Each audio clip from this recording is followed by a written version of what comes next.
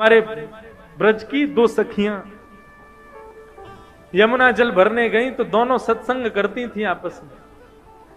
दोनों आपस में कहे, बोले भैया हमने कन्हैया की कथा तो बहुत सुनी लेकिन कन्हैया कभी देखे नहीं है। दूसरी बोली, अरे कन्हैया पता हो कहां रहे? बोले कहां रहे? वो संतन के पास रहे कन्हैया। अच्छा, बोले कहां पे? वो संतन के संग झोली रहे ना, वह झोली में बैठो रहे अंदर कन्हैया। अच्छा, कब मिलेगो हमें, कब दर्शन देगो झोली से निकल के? तभी एक संत वहां पर आकर के यमुना किनारे बैठे, उन्होंने अपना झोली कमंडल सब उतार के वहां रख दिया और स्वयं यमुना जी में स्नान करने चले गए। अब तो दोनों सखी बोली, बोले भैया या की कमंडल या की झोली में जरूर कन्हैया बैठे होंगे, चल चल के दर्शन करें।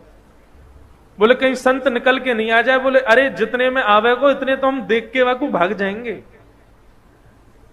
अब संत की झोली खोली, वो झोली में खूब सारे ग्रंथ निकले, ग्रंथों को निकाला, आदि आदि सब निकाले। नन्हे से डिब्बे में डिब्बा खोल करके देखा, डिब्बे में से कपड़ा हटाया तो लड्डू गोपाल उसमें विराजमान। अब तो सखियां दोनों आपस में, देख देख गोपाल जी, देखी बेटो कन्हैया। अरे बहन कितना सुंदर है कन्हैया। नन्हे से गोपाल जी हाथ में माखन लेके बैठे, लड्डू गोपाल। बोले सुन सुन, डिब्बा में बैठे, जल्दी बाहर निकाल। अब जैसे ही बाहर निकाले तो दूसरी सखी बोली, देख कन्हैया डिब्बा में बैठे बैठे उनके हाथ पांव कैसे सुकुड़ गए हैं। अब लड्डू गोपाल के तो हाथ पांव ऐसे ही रहते हैं, लेकिन गोपी का भाव कैसा? बोले देख हाथ पांव डिब्बा में बैठने से सुकड़ गए इनके। चल मेरे पास मक्खन रखो, इन्हें मक्खन से मालिश करके इनके हाथ पामन को सीधो कर दूं। अब तो मक्खन से जैसे ही मालिश करनी शुरू करी, करते करते करते करते लड्डू गोपाल भगवान खड़े हो गए, पैर भी सीधे हो गए, हाथ भी सीधे हो गए, कन्हैया खड़े हो गए। जैसे ही खड़े हुए इतने में संत आए, और संत जैसे ही आए तुरंत कन्हैया को रख करके डिब्बे में भागी वहां से। संत ने आकर के देखा तो लड्डू गोपाल, जो कि लड्डू गोपाल के रूप में थे, वो खड़े हो गए हैं।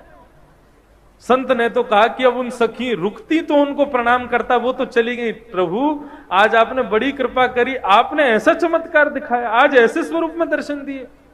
साष्टांग दंडवत करके जैसे ही चरण स्पर्श किए, संत का स्पर्श करते ही लड्डू गोपाल फिर से लड्डू गोपाल बन गए।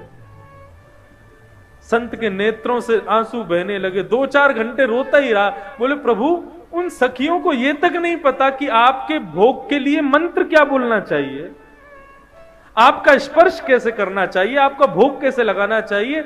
ऐसी अबोध उन सखियों के भाव से आप सीधे हो गए, और मैं जिसने आपकी प्राप्ति के लिए घर छोड़ा, परिवार छोड़ा, सब कुछ छोड़ के सन्यासी बना, मेरे स्पर्श करते ही आप फिर से लड्डू गोपाल बन गए। क्यों? आपको मैं प्रिय नहीं हूं?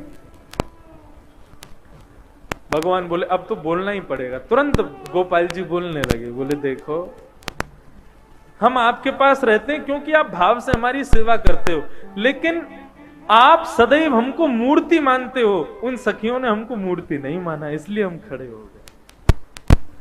ये मूर्ति भाव अपने हृदय से निकाल दो। हम सदैव आपसे भी बात करेंगे।